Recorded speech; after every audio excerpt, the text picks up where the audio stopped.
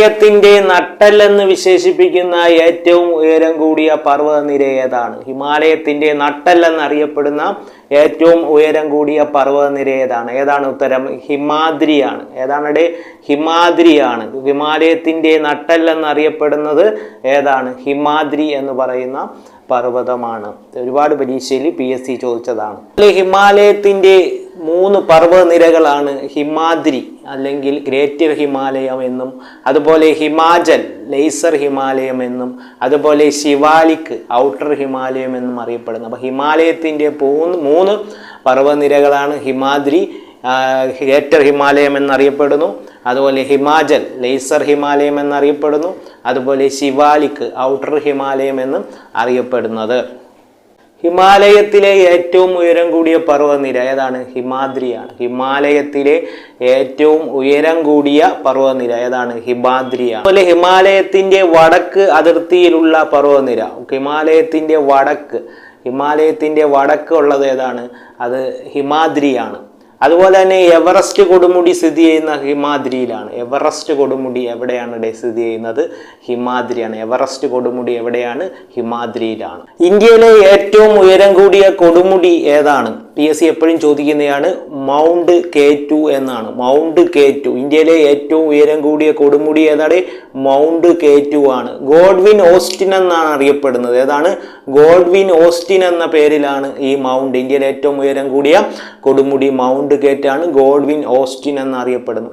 എങ്കിൽ ലോകത്തിലെ ഏറ്റവും ഉയരം കൂടിയ കൊടുമുടി ഏതാണ്? നിങ്ങൾ തന്നെ പറ. മൗണ്ട് എവറസ്റ്റ് ആണ്. ഏതാണ്? ലോകത്തിലെ ഏറ്റവും ഉയരം കൂടിയ കൊടുമുടി ഏതാണ്?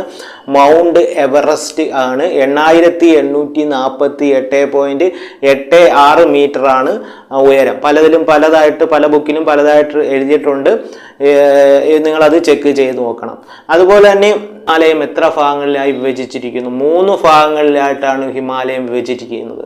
ഒന്ന് ഹിമാദ്രി എന്നും, ഒന്ന് ഹിമാചൽ എന്നും, ഒന്ന് ശിവാലിക്കും. ഏതൊക്കെ 3 പഠിച്ചുകൊണ്ട് പോകണം. ഹിമാദ്രി, ഹിമാചൽ, ശിവാലിക് എന്ന രീതിയിലാണ് 3 രീതിയിലാണ് വിഭജിച്ചിരിക്കുന്നത്. ഈ ഏറ്റവും വടക്കേറ്റത്തെ ഹിമാലയ നിര ഏത്? നിങ്ങൾ പഠിച്ചുകൊണ്ട് പോകണം. ഹിമാദ്രിയാണ്. ഏറ്റവും വടക്കേറ്റത്തെ ഹിമാലയ നിര ഏത്? അത് ഹിമാദ്രിയാണ് എന്ന് മനസ്സിലാക്കുക. ഏറ്റത്തെ ഹിമാലയം ഹിമാദ്രി. അതിനെയാണ് ഹിമാദ്രിയെ വിളിക്കുന്ന പേരാണ് ഗ്രേറ്റർ ഹിമാലയ. ഹിമാദ്രിയെ വിളിക്കുന്ന പേരെന്തിനാണ്? ഗ്രേറ്റർ ഹിമാലയ എന്നറിയപ്പെടുന്നു. സ്ഥിരം ചോദിക്കും. തെക്കേറ്റത്തെ ഹിമാലയ നിര, അതൊക്കെ കൺഫ്യൂസിങ് വരുന്ന ക്വസ്റ്റ്യൻ ആണ്. ഏറ്റവും തെക്കേറ്റത്തെ ഹിമാലയ നിര ഏതാണ്? ശിവാലിക്. തെക്ക്. അപ്പൊ സൗത്തിലുള്ളത് ഏതാണ്? ശിവാലിക്കാണ്. ഇതിനെയാണ് ഔട്ടർ ഹിമാലയ. ഒരുപാട് PSC പരീക്ഷ ചോദിച്ചിട്ടുണ്ട്. ഔട്ടർ ഹിമാലയം എന്നറിയപ്പെടുന്ന ഏതാണ്? അത് നിങ്ങൾ മനസ്സിലാക്കുക. ഔട്ടർ ഹിമാലയം എന്നറിയപ്പെടുന്നത് ശിവാലിക്കിനെയാണ് ഔട്ടർ ഹിമാലയം എന്നറിയപ്പെടുന്നത്. എങ്കിൽ നമുക്ക് ഹിമാലയത്തിന്റെ നീളം എത്രയെന്ന് PSC ചോദിക്കും. നിങ്ങൾ മനസ്സിലാക്കുക. 2400 കിലോമീറ്റർ ആണ്. ഹിമാലയത്തിന്റെ നീളം എത്രയാണ്?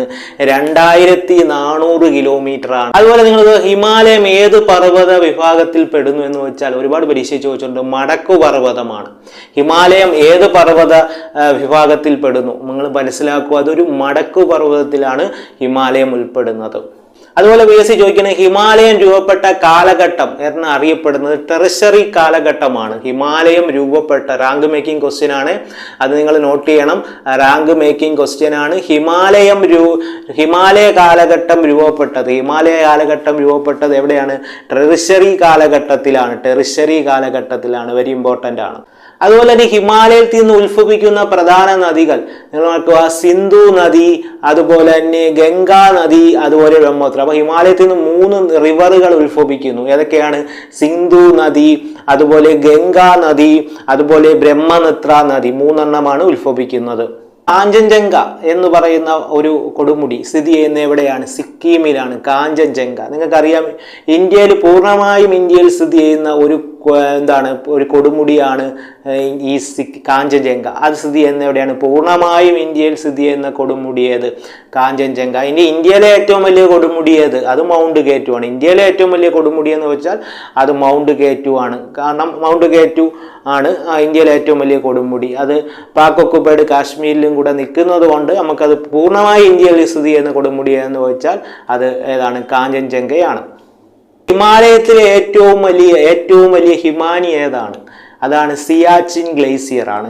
ഹിമാലയത്തിലെ ഏറ്റവും വലിയ ഹിമാനി, ഇന്ത്യയിലുള്ള ഹിമാനി. അപ്പോൾ ഇന്ത്യയിലുള്ള ഹിമാനി ഏതെന്ന് വെച്ചാൽ സിയാച്ചി ഗ്ലേസിയർ ആണ്. നമുക്കറിയാം പ്രസിഡന്റുമാരൊക്കെ അവിടെ പോകാറുണ്ട്. സിയാച്ചിൻ ഗ്ലേസിയർ, ഹിമാലയത്തിലെ ഏറ്റവും വലിയ ഹിമാനി ഏതാണ്? അത് എവിടെയാണ്? സിയാച്ചിൻ ഗ്ലേസിയർ എന്നാണ് അറിയപ്പെടുന്നത്. ഹിമാലയത്തിലെ ഏറ്റവും ഉയരം കൂടിയ കൊടുമുടി, അത് നമ്മൾ നേരത്തെ പറഞ്ഞു, ഇന്ത്യയിൽ സ്ഥിതി ചെയ്യുന്ന കാഞ്ചൻജംഗയാണ് ഹിമാലയത്തിലെ അല്ലെങ്കിൽ ഹിമാലയത്തിലെ ഏറ്റവും ഉയരം കൂടിയ കൊടുമുടി കാഞ്ചൻജംഗ. ഹിമാലയം എന്ന വാക്കിന്റെ അർത്ഥം എന്താണ്? ഹിമാലയം എന്ന വാക്കിന്റെ അർത്ഥം അല്ലെ മഞ്ഞിന്റെ വാസസ്ഥലം എന്നാണ് അറിയപ്പെടുന്ന. ഹിമാലയം എന്ന വാക്കിന്റെ അർത്ഥം പരീക്ഷയ്ക്ക് ചോദിച്ചാൽ അത് മഞ്ഞിന്റെ വാസസ്ഥലം എന്നാണ് അറിയപ്പെടുന്നത്. ഹിമാലയം ഏതുതരം ടെക്ടോണിക് പ്ലേറ്റുകളുടെ കൂട്ടിയിടിയിലൂടെയാണ് ഉണ്ടായത്? നിങ്ങൾ നോക്കണം, ഇന്ത്യൻ പ്ലേറ്റും യുറേഷ്യൻ പ്ലേറ്റും കൂടെ ഹിമാലയം കൂട്ടിയിടിച്ച്, ആ രണ്ട് പ്ലേറ്റുകൾ കൂട്ടിയിടിച്ചാണ് ഹിമാലയം രൂപപ്പെട്ടത്. ഏതൊക്കെയാണ് ടെക്ടോണിക്, ഏതൊക്കെ ടെക്ടോണിക് പ്ലേറ്റുകളാണ് കൂട്ടിയിടിച്ചു? ഇന്ത്യൻ പ്ലേറ്റും അതുപോലെ യുറേഷ്യൻ പ്ലേറ്റും കൂടെ കൂട്ടിയിടിച്ചാണ് എന്ത് ചെയ്തത്? ഹിമാലയം രൂപം കൊണ്ടത്. അടുത്ത നോക്കുക, ഹിമാലയത്തിലെ ഏറ്റവും വടക്കുള്ളതും ഏറ്റവും ഉയരമുള്ളതുമായ പർവ്വതം ഏത്? ഹിമാലയത്തിലെ ഏറ്റവും വടക്കേറ്റത്തും ഏറ്റവും ഉയരമുള്ള പർവ്വതനിര ഏത്? അതാണ് ഹിമാദ്രി. മറന്നു പോകട്ടെ, എപ്പോഴും ചോദിക്കും എന്താണ് ഹിമാലയത്തിന്റെ വടക്കറ്റവും അല്ലെങ്കിൽ ഏറ്റവും വടക്കറ്റത്തുള്ളതും ഏറ്റവും ഉയരമുള്ളതുമായ പർവ്വതനിര ഏത്? ഉത്തരം ഏതെന്ന് എഴുതണം, ഹിമാദ്രി എന്നറിയപ്പെടുന്ന. സ്ഥാനം എവിടെയാണ്? ഹിമാദ്രിയുടെ സ്ഥാനം എവിടെയാണ്? ഹിമാലയത്തിന്റെ വടക്കേ അറ്റത്തുള്ള ഏറ്റവും ഉയരം കൂടിയ പർവ്വതനിര. സ്ഥാനം മറന്നുപോലെ ഹിമാലയത്തിലെ വടക്കേ അറ്റത്തുള്ള ഏറ്റവും ഉയരം കൂടിയ കൊടുമുടി പർവ്വതനിരയാണ് ഏത്? ഹിമാദ്രി എന്നറിയപ്പെടുന്നത്.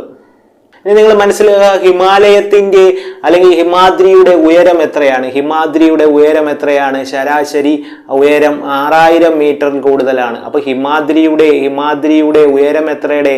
ഹിമാദ്രിയുടെ ഉയരമാണ് 6000 മീറ്റർ ആണ്. 6000 മീറ്റർ. അതുപോലെ തന്നെ ഈ ഹിമാദ്രിയിൽ സ്ഥിതി ചെയ്യുന്ന മറ്റു കൊടുമുടികൾ, ഹിമാദ്രി സ്ഥിതി ചെയ്യുന്നതാണ് മൗണ്ട് എവറസ്റ്റ്. എപ്പോഴും PSC ചോദിച്ചു മൗണ്ട് എവറസ്റ്റ് അല്ലേ, ലോകത്തിലെ ഏറ്റവും ഉയരം കൂടിയ കൊടുമുടി മൗണ്ട് എവറസ്റ്റ്. അതുപോലെ തന്നെ കാഞ്ചൻജംഗ, കണ്ടാ നമുക്കറിയാം ഇന്ത്യയിൽ പൂർണ്ണമായും സ്ഥിതി ചെയ്യുന്ന പർവ്വതനിര അല്ലെങ്കിൽ കൊടുമുടിയാണ് കാഞ്ചൻജംഗ. എവിടെ നമ്മൾ നേരത്തെ പറഞ്ഞു, സിക്കിമിലാണ്. അതുപോലെ തന്നെ നന്ദാദേവി സെക്കൻഡ്, ഇന്ത്യയിൽ പൂർണ്ണമായും സ്ഥിതി ചെയ്യുന്ന നന്ദാദേവി. അതുപോലെ തന്നെ ധൗളഗിരി, അതുപോലെ നംഗപർവ്വതം. ഇങ്ങനെ 4 അല്ലെങ്കിൽ 4 പ്രധാന കൊടുമുടികളാണ് എവിടെ സ്ഥിതി ചെയ്യുന്നത്? ഹിമാചലിൽ സ്ഥിതി ചെയ്യുന്നത്. അപ്പോൾ മൗണ്ട് എവറസ്റ്റ്, കാഞ്ചൻജംഗ, നന്ദാദേവി, ധൗളഗിരി, അതുപോലെ തന്നെ നംഗപർവ്വതം. ഇങ്ങനെയുള്ള കൊടുമുടികളാണ് എന്ത് ചെയ്യുന്നത്? ഈ ഹിമാദ്രിയിൽ സ്ഥിതി ചെയ്യുന്നത്.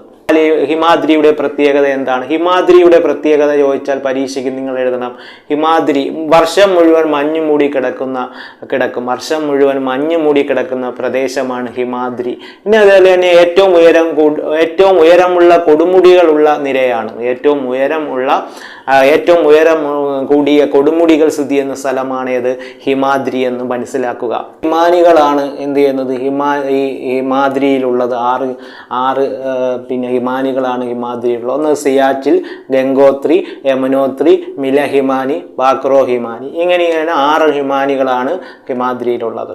ഈ ഹിമാദ്രിയിൽ നിന്ന് ഉത്ഭവിക്കുന്ന നദികളാണ് ഗംഗ, അതുപോലെ യമുന, അതുപോലെ സിന്ധു, തുടങ്ങിയ പ്രധാനപ്പെട്ട നദികളുടെ ഉത്ഭവം അല്ലെങ്കിൽ ഒറിജിൻ എവിടെ നിന്നാണെന്ന് ചോദിച്ചാൽ അത് നിങ്ങൾ പറയണം എവിടെ നിന്നാണ്. PSC ചോദിക്കും ഏതൊക്കെ നദികൾ? ഗംഗ, യമുന, സിന്ധു. ഗംഗ, യമുന, സിന്ധു ഈ 3 നദികളും എവിടെ നിന്നാണ് ഉത്ഭവിക്കുന്നത്? നമുക്കറിയാം ഈ ഹിമാദ്രിയിൽ നിന്നാണ് ഉത്ഭവിക്കുന്നത്. അതുപോലെ തന്നെ കാലാവസ്ഥ, ഹിമാദ്രിയുടെ കാലാവസ്ഥ കടുത്ത തണുപ്പാണ് ഈ ഹിമാദ്രിയിൽ. അതുപോലെ കുറഞ്ഞ സസ്യാവരണം, അതുപോലെ ഉയർന്ന ഹിമ മേഖലയാണ്. ഓക്കെ, അപ്പോൾ ഹിമാദ്രിയുടെ കാലാവസ്ഥ കടുത്ത തണുപ്പ്, കുറഞ്ഞ സസ്യാവരണം, ഉയർന്ന ഹിമമേഖലയാണ് ഈ ഹിമാദ്രി എന്ന് പറയുന്നത്. അതുപോലെ ഹിമാദ്രി എന്ന് പറയുന്നത് നമ്മൾ നേരത്തെ പറഞ്ഞു ടെക്ടോണിക് പ്ലേറ്റുകളുടെ കൂട്ടിയിടിയിൽ മൂലമാണ് ഹിമാദ്രി ഉണ്ടാക്കിയിരിക്കുന്നത്. ഭൂപ്രകൃതിയിൽ ഏറ്റവും അസ്ഥിരവുമായതും ഏറ്റവും യുവത്വമുള്ളതുമായ പർവ്വതനിരയാണ് ഈ ഹിമാദ്രി എന്ന് മനസ്സിലാക്കുക. അതുപോലെ PSC എപ്പോഴും ചോദിക്കുന്നതാണ് ഹിമാലയത്തിലെ ഏറ്റവും വടക്കോട്ടുള്ളതും ഏറ്റവും ഉയരമുള്ളതുമായ പർവ്വതനിരയാണ് ഏത്? ഹിമാദ്രി എന്ന് PSC എപ്പോഴും ചോദിക്കും. അപ്പോൾ ഹിമാദ്രിയും ഹിമാലയത്തിലെയും ഹിമാദ്രിയും ഇത് രണ്ടും PSC പരീക്ഷയിൽ നിരന്തരം ചോദിക്കുന്നതാണ്. അപ്പോൾ നിങ്ങൾ ഇതൊന്ന് എന്ത് ചെയ്യുക, വീണ്ടും ഒന്നും കൂടെ 2-3 പ്രാവശ്യം കാണണം. അതുപോലെ ഇത് നോട്ട് എഴുതി വെച്ച് പഠിക്കണം. PSC നിരന്തരം ചോദിക്കുന്നതാണ്. അപ്പോൾ ഈ ചാനലും കൂടെ നിങ്ങൾ സബ്സ്ക്രൈബ് ചെയ്യുക. എന്നാലേ നമുക്ക് കൂടുതൽ ക്ലാസ്സുകൾ നമുക്ക് എന്ത് ചെയ്യാം, ഈ വില്ലേജ് ഫീൽഡ് അസിസ്റ്റൻറ്റും 10th ലെവൽ പരീക്ഷ, ഡിഗ്രി ലെവൽ പരീക്ഷയ്ക്കുമായി PSC ചോദിക്കുന്ന ക്വസ്റ്റ്യൻസ് നമുക്ക് പഠിക്കാൻ പറ്റും. ഒരുപാട് ക്വസ്റ്റ്യൻ ഉണ്ട്, എല്ലാം PSC ചോദിക്കത്തില്ല. അപ്പം PSC ചോദിക്കുന്ന ക്വസ്റ്റ്യൻസ് നമുക്ക് പഠിക്കാം. ഓക്കെ.